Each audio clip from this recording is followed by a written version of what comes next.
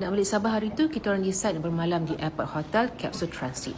Selepas menempuh perjalanan 7 jam dari Perlis ke KLIA 2, pemilihan hotel ini adalah keputusan yang terbaik. So hotel ni di Aras 2, paling berlepas di Aras 3. Jadi dekat sangatlah.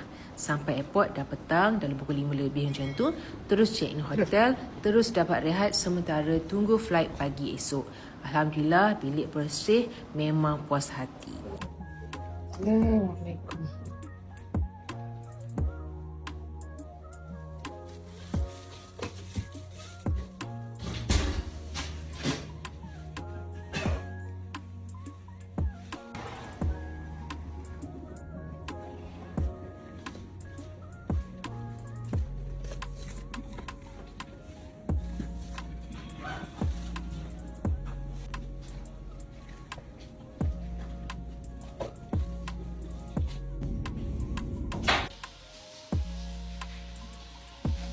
Yeah.